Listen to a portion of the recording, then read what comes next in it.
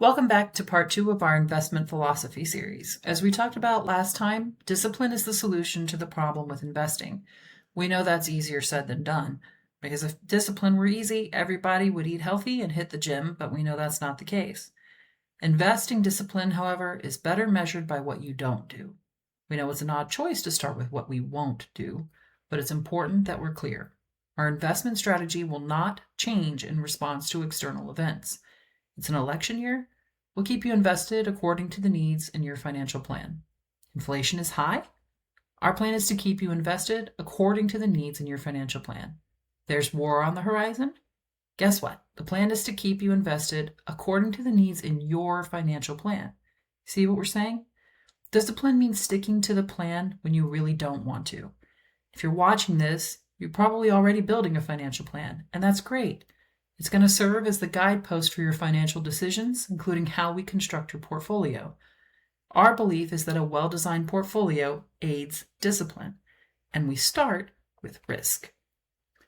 Your portfolio, first and foremost, must consider risk. If we get it wrong on risk, then discipline goes out the window.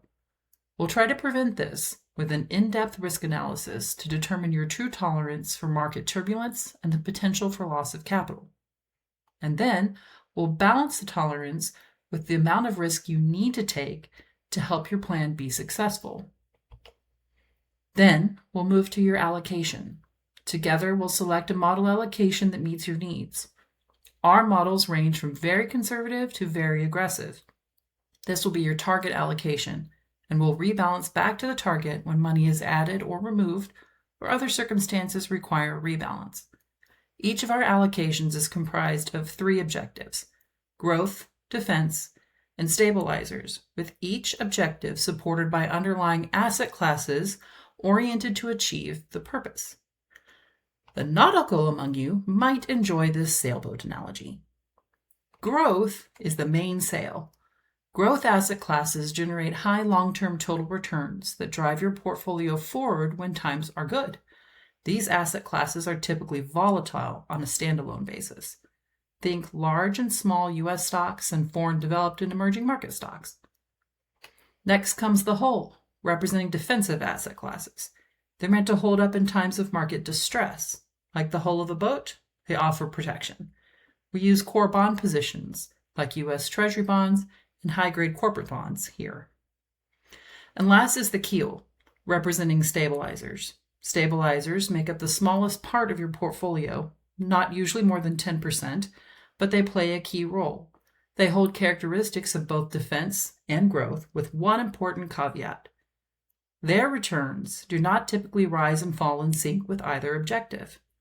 The reason stabilizers are included in your portfolio is that they can generate positive returns in times of both rising and falling stock and bond markets. For us, we use mainly gold.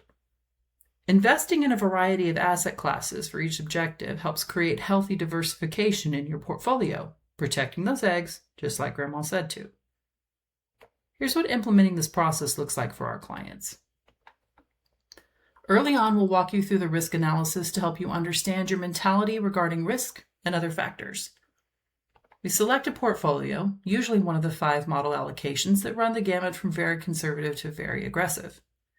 Then our highly capable client services team will assist with paperwork necessary to transfer your current assets to our custodian. Once all your assets have arrived, we implement trades according to your agreed upon allocation.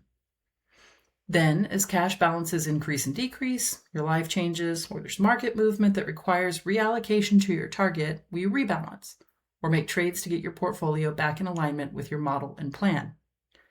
It's important to note that life changes can impact your financial plan and therefore your risk tolerance and allocation. Please be diligent about letting us know when you experience significant changes in your life so we can ensure your plan and portfolio are meeting your needs. Investing is difficult, and it's hard to keep an objective, data-driven perspective when you're handling your life savings on the open market. It's only reasonable to ask questions about how we might do the same.